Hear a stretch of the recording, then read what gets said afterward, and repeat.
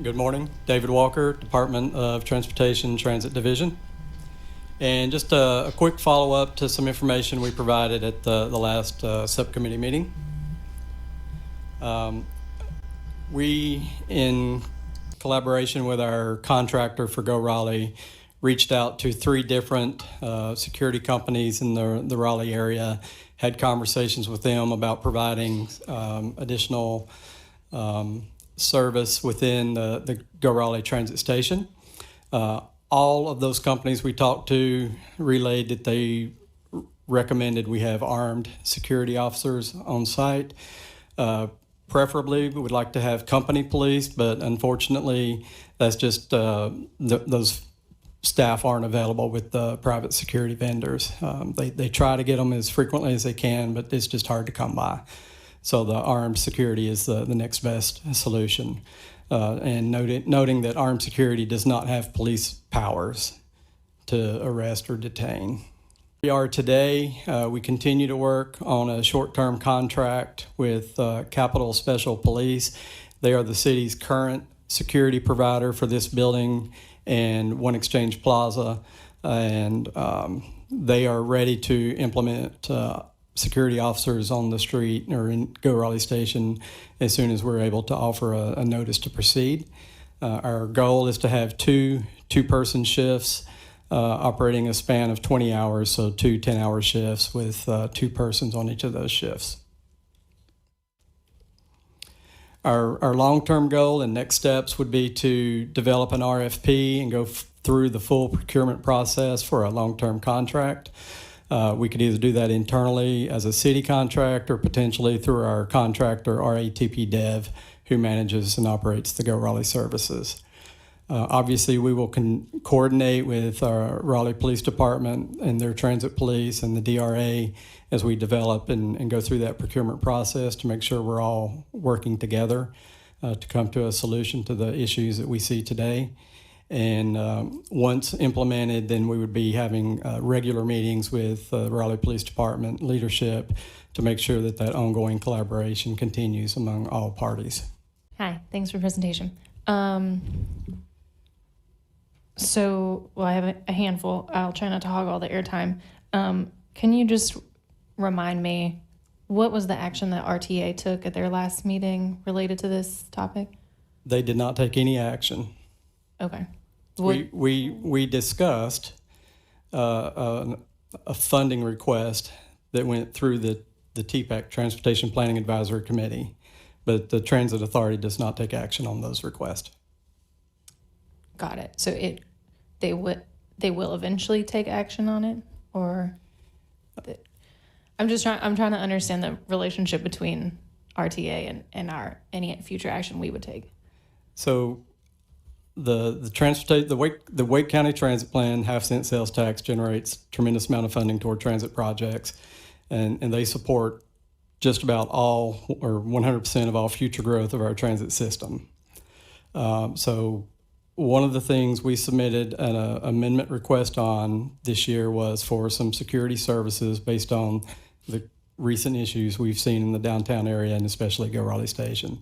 So that funding request goes through that TPAC process. So the Transportation Planning Advisory Committee reviews it, approves it or not. If they approve it, then it goes to the CAMPO Executive Board for approval and also to the Wake County Commissioners for approval. If those 2 executive boards approve that funding, then we would develop an interlocal agreement between the City of Raleigh and the Go Triangle Tax District that allows the city to receive those funds. That contract comes to City Council for approval, so that's the first time you would see it. Assuming that funding is approved, then we do this RFP. That contract ultimately comes before the City Council for approval also. So the request that has been sent up already is simply a funding request. Obviously, there's a scope that has to be attached to that, so it talks about the security and what we're requesting, but it's simply a funding request. Got it. Okay, thank you for that clarity. That helps a lot. I appreciate that. I'm also interested in if you can share why the security companies wanted to be armed. If they're not company police and they're not empowered with the same powers as police, why would they want to be armed, or why would they need to be armed?